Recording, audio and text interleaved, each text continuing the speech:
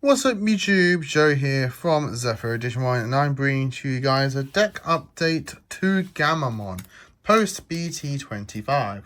Firstly, a big shout out to my mate Chris, fellow member of the channel, as he was the one who managed to get me the two new support cards for Gammamon from BT22.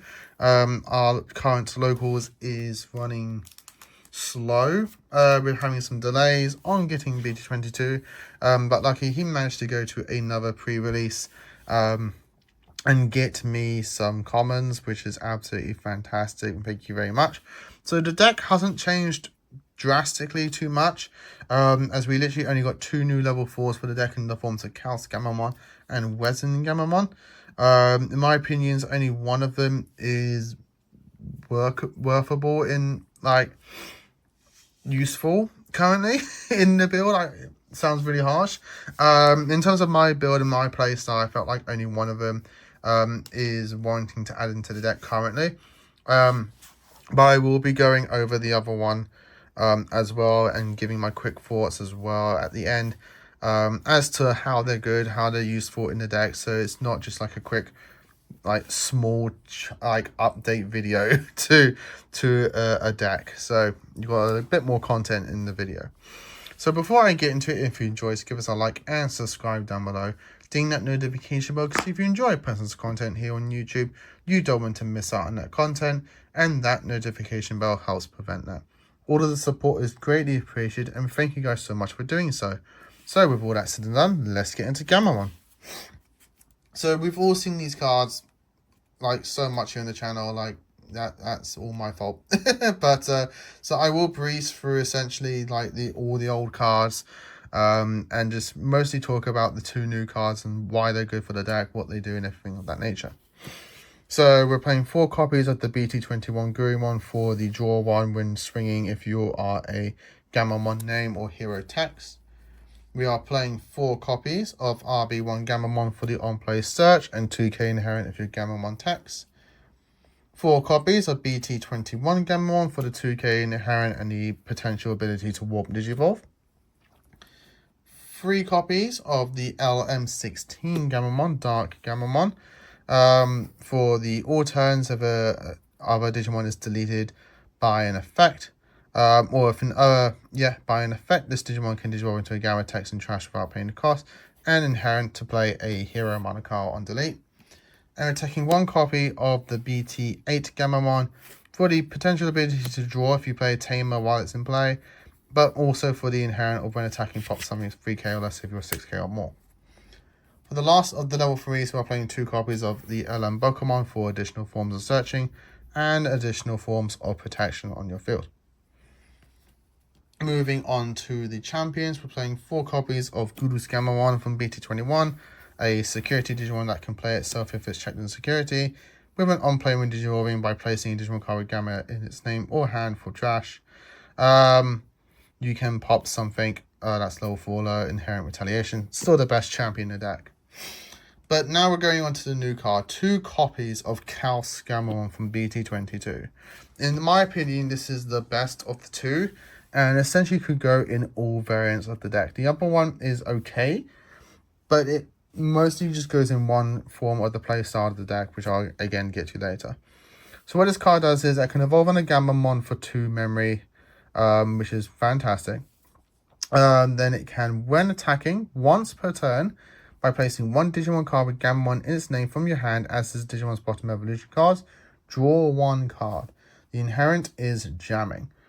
This card is great early. This card is a fantastic early card swing. If you're not, that isn't just, better Gammamon to play a Tamer. So I really like now having this card in the deck as an early form of aggression. Being able to now promote a Gammamon, evolve into this, swing, tuck another Gammamon, draw an additional card. It also comes extremely very well with the BT21 hero, allowing you to now evolve a 2 memory, swing, load 1, draw 1 from Chaos Gammamon, tuck 1, gain 1, draw 1, draw 1 and gain 1 memory off the hero. So you're getting 2 draws and an extra memory So you're still evolving into into a level 4 just now 1 memory. And you're getting more card advantage. In fact, you're actually drawing 3 cards in terms of that combo, because you're also going to be drawing 1 of the green one. So for 1 memory, you draw 3 cards.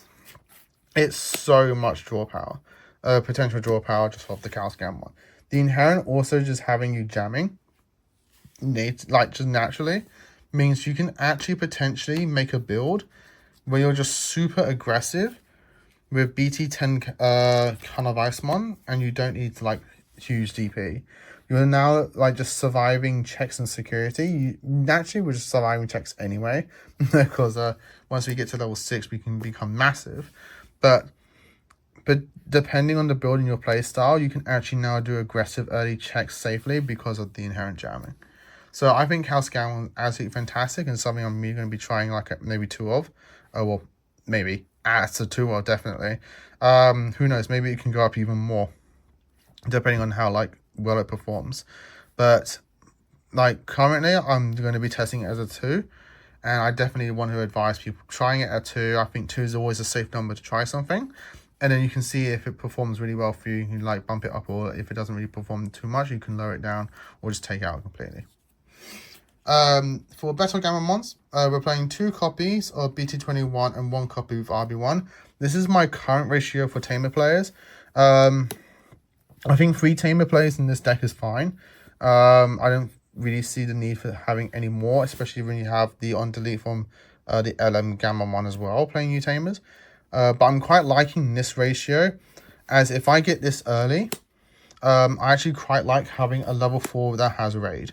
Having a level 4 in the early game that can not only play Tamer, but they can swing and just punch over something that your opponent has on the field, means that now your opponent can only play if they have something in the back.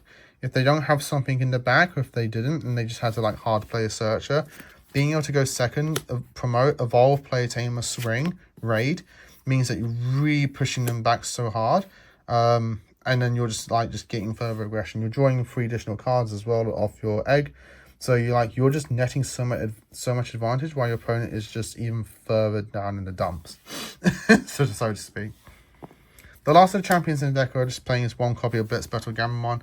This is mostly in here to combo with the kind of Icemon from BT10, allowing you to do like more memory-free plays to go into level 5, swing, doing multiple checks with your Blitz. This card isn't 100% needed. If you really wanted to try out the new Resin Gammamon, this could just easily be swapped for that. Moving on to level 5, we're playing 3 copies of BT21 kind of Icemon for the protection, 2 copies of BT10 kind of Icemon for the aggression, and then we're playing 1 copy of Regulus Ace for the ace plays, letting you go wide and just removing opponent's threats. And then we're playing 2 copies of BT21 Regulusmon for the collision play, on delete play kind of Icemon as well, and level 4, allowing you to just like keep on floating, as well as from its inherent to also float when your stat gets deleted. For the level 6s, we're playing 2 copies of RB1 Arcturusmon, 3 copies of BT21 Seriousmon, and then 1 copy of the RB1 Seriousmon. I still like this kind of like little ratio here. I think it's still really handy. Being able to either just do 1 quick swing, multiple checks, or also just evolving into this, like, delete something, just getting to the re-on suspense. Then for the level 7s, we're just playing 1 copy of Proximamon for the potential Arcturus play, but also you can just naturally just evolve onto one of your serious mons with an Arcturus for 3 memory and start wiping off bodies and start going wide. For the Tamers, playing 2 copies of the RB1 Hero. I realized I haven't actually done a profile for Gammamon since the reprint. So really happy to show off the brand, the old art reprint for RB1 Hero from the Tamer pack. Really love that I got those. 4 copies of BT21 Hero. I still think this is, in testing now, the best hero. It's so funny how I started off saying like this is like mediocre, and now it's just like it's now my favorite. Like this card is just so good. In testing, like once you start playing with Gammamon, like, you'll slowly just realize this is like now just become the best hero. Mostly just because they made this hero just now in the inherents. Like, we now have 6 Digimon that just do what this hero does, which is just like sad in a way, because, you know, now it's essentially having like less and less heroes. Who knows, maybe it'll just like come to a point where we're just playing mostly just Digimon, but only just playing 4 of this. Like, who knows. But yeah, it's nice to have less reliance on the tamer to get your inherentables and getting all your attacking effects, and then we just like prioritize on just gaining more benefits when we do that action. For the options, still just 4 copies of the strongest of brothers and 1 copy of Red Scramble. We're still primarily a red deck, so being able to have the Red Scramble to lower your evolution costs, and then also just float back into level 3 if your stacks do get removed, is still super handy to have this as a one-off in the deck. But still, strongest of brothers is like the best card in the deck. So that's the actual deck profile. I'll quickly also go over the brand new Wezen Gammamon, so you guys get my opinions on this as well. So what this card does is also from BT22. Camera's going a bit funky now. So I hope the profile wasn't fully blurry. So this is an on-play and when digivolving, by placing 1 Digimon card with Gammamon in its name from your hand as this Digimon's bottom evolution card, it gains blocker and 3,000 DP until the end of your opponent's turn. It is inherent of piercing. So I am mixed thoughts on this, and it all depends literally on what the kind of build you're playing. If you are a fully aggro deck, this card is great, because in most fully aggro builds, you are playing this Wezen Gammamon from BT10, which just has piercing, and obviously, you know, with Gammamon's playstyle, you're now giving it as a pseudo inherent. Having it now as just a natural inherent, just natively on the Wezen Gammamon, means that it's now less important on having a granting effects kind of Icemon or level 5 in your stack to get that piercing, but you're also just having the benefits of this potentially being a blocker for a turn, while you're also keeping him as a piercing check or piercing inherent. So in that build, this card's amazing. On the other hand, if you're playing Wezen Gammamon because it was this Wezen Gammamon from RB1 who just has blocker, and then obviously with your Gammamon effects you're giving it to your stack, this isn't better, because you're only getting blocker once, whereas with the other Wezen you are having it all the time. So in my opinion with that, yes, because it is an evolution effect, you can constantly keep reactivating blocker by just climbing up the stack. Once you become level 7, that's it. You're not getting it anymore. So I like the fact that the other one is just always blocker, and you could just constantly have it over and over, like just all the time. And it also means that when you're floating it back off like a Proximamon or something like that, you're not having to trigger an effect, you're not having to load something to get that blocker. It's just, I come back, I am a blocker again. Like, you know, try and punch through me twice. Like that, then I feel like this is not as good. It's not better.